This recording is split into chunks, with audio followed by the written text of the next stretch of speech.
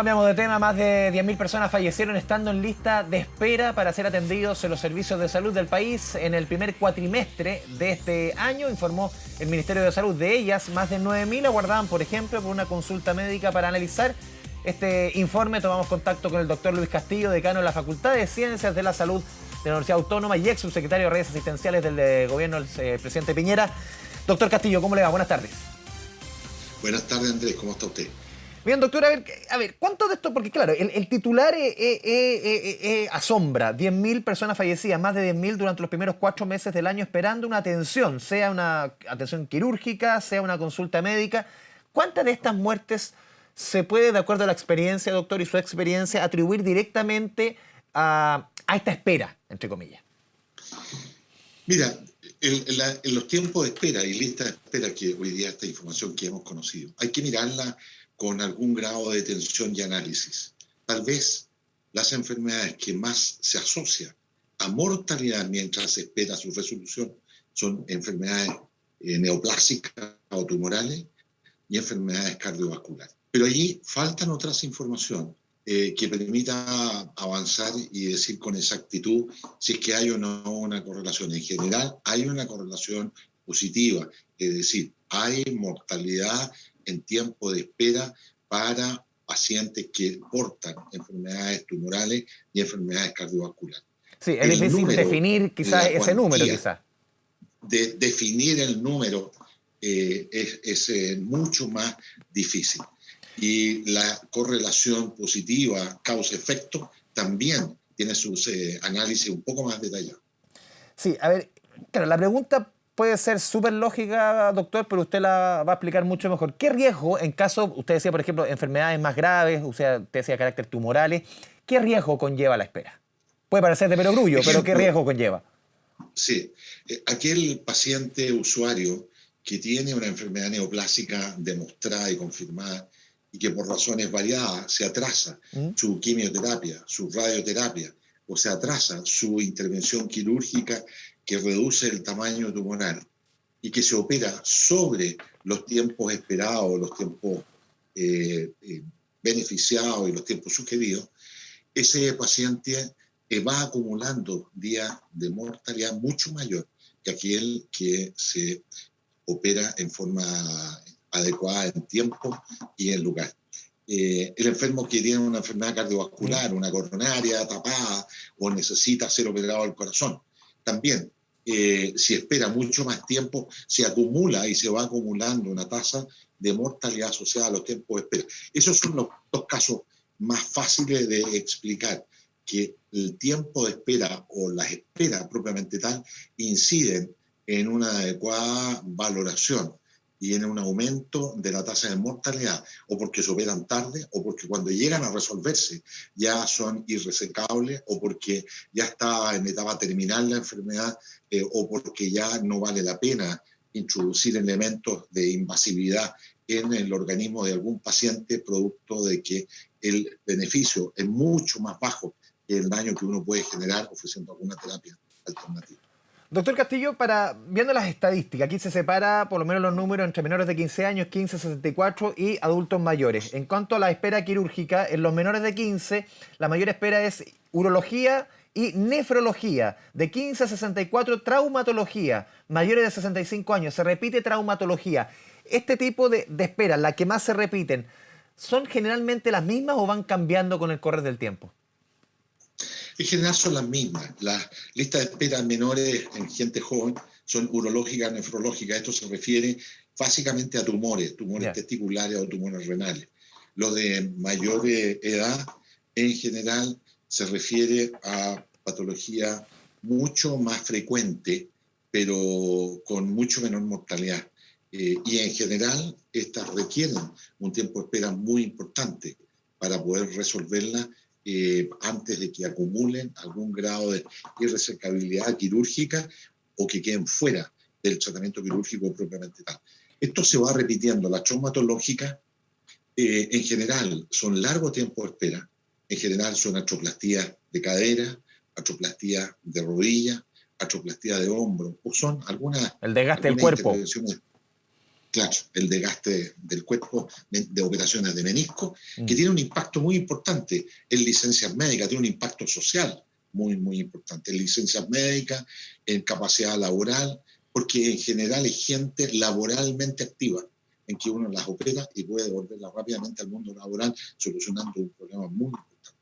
Las artroplastías de cadera en general son gente avanzada que se operan, ojalá lo más precoz posible, pero hay un auge hoy día que sobre 65 años de edad, que el problema que hay es las artroplastías de cadera de bajo los 65 años de edad, que son las que esperan mucho más tiempo, pero que es gente que es laboralmente activa. Doctor, ¿cómo recoge usted las medidas que ha ido adoptando el actual gobierno para enfrentar esta situación? Claro, porque uno entiende la administración anterior, viniendo de pandemia, con todo lo que significó y cómo hubo que redirigir muchas veces, y el tema de la espera, lamentablemente, tuvieron que seguir esperando mucho a razón de la pandemia. ¿Cómo ve las medidas que ha adoptado la actual autoridad? Sobre todo, por ejemplo, atendiendo hospitales en días festivos, fines de semana. ¿Cómo ve ese tipo de medidas? Mira, son medidas que se han usado varias ¿Ya? veces en el pasado. No son medidas innovadoras ni nuevas.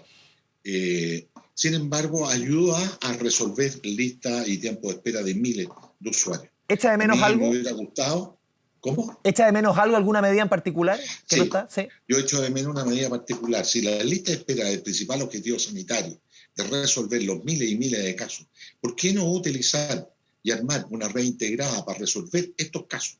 Especialmente aquellos que asoman con mayor mortalidad en O la sea, lista de volver a espera, integrar la el sistema enfermedad público y neoplasia. privado tal como ocurrió, por ejemplo, en la pandemia, ¿es posible? Tal cual, tal cual, tal cual. Armar una red pública privada integrada a resolución de lista de espera, de manera de que la autoridad no tenga 300 pabellones, sino que tenga 500 pabellones y que vayan apuntando intervenciones priorizadas sanitariamente para ir resolviendo este tema lo más rápidamente posible. Sí, doctor, Esa porque es una solamente medida un punto, porque innovadora. uno ha visto, por lo menos dentro de las medidas del gobierno, recuperar pabellones en desuso. Uno veía, yo me acuerdo de un estudio que publicó la Comisión Nacional de Productividad respecto justamente al uso de pabellones, y era brutal la cantidad de horas de pabellones en desuso. Eso es importante, pero ¿usted cree que lo fundamental, lo que puede gatillar la diferencia, es la unión del sistema público-privado tal como ocurre en la pandemia? Yo creo que ambos sectores pueden aunar esfuerzos para resolver estos casos que hoy día están esperando un tiempo desproporcionado y que tiene íntima relación con la mortalidad esperando. Enfermedades neoplásicas, enfermos con patología laboralmente activos, son ellos los que se benefician de un elemento rapidez muy importante. Pero ahí hay algo que se puede hacer distinto y mejor. Doctor, lo quiero llevar a otro tema, lo quiero llevar a los virus respiratorios estacionales. Vimos lo que sucedió con el virus respiratorio sincicial. Uno siente, por lo menos por los números que ha entregado la autoridad, de que lo peor de ese pic ya pasó. Claro, ahora viene la preocupación respecto a la influenza. ¿Cómo está viendo usted la situación? Vemos la ocupación de camas en torno al 60% del sistema público y privado. ¿Cómo ve la situación de la influenza? Se cruza con la vacunación, sobre todo en adultos mayores, que es bajita, poco superior al 60%. ¿Cómo está viendo la situación? En general, la circulación de influenza A se ha mantenido estabilizada, alta pero estable, y no ha habido un impacto fuerte en las tasas de consulta y en las hospitalizaciones. Creo que estamos pasando una etapa de la curva estable. Debemos ver qué va a pasar cuando ya todo el mundo vuelva de las vacaciones de invierno en la recirculación, pero hasta el momento influenza A y el impacto sanitario en los hospitales, en las urgencias, si bien es cierto ha habido un aumento discreto, no ha tenido un impacto mayor sobre hospitalización y sobre hospitalización en cuidado intensivo. El brote de virus sincicial en el niño viene en baja, la ocupación viene en baja. Creo que al momento de que estamos conversando, la situación de virus sincicial se encuentra distinta, superada. Este brote propiamente tal, tenemos que ver qué va a pasar con la vuelta a los niños al colegio. Sí, por último, doctor, ¿a qué atribuye usted yo le mencionaba la baja vacunación de adultos mayores de influenza, 60%, 62%? ¿Es solamente tema de falta de información? ¿Aquí hay fatiga pandémica o definitivamente también hay irresponsabilidad de adultos mayores? Una mezcla de todo. Yo creo que hay una mezcla de todo. Hay fatiga pandémica dado un alto número de vacunas del COVID, pero también hay mensajes que pudiesen ser distintos durante mucho tiempo, estimulando especialmente a los adultos mayores a vacunarse. Y eso no sucedió, y no ha sucedido por diferentes motivos. Y una comunicación de riesgo que les permitiera a los adultos mayores tomar conciencia de que esto, al igual que todos los años, la influenza A es una enfermedad grave, sobre todo en ellos, si no están vacunados, y que puede causar mortalidad y puede causar mucha generación de enfermedad. Yo creo que es multifactorial, pesa sobre los adultos mayores fatiga pandémica, una inadecuada comunicación de riesgo, una falta de incentivo sanitario para vacunarse, un mensaje claro, preciso, profundo de la importancia de esta vacunación en la salud de las personas. En fin, hay una serie de elementos que han producido todo este escenario actual. Doctor Luis Castillo, le agradecemos este espacio y como siempre su buena disposición con Canal 24 Horas. Muchas gracias, doctor. Gusto de saludarlo. Adiós. Buenas tardes.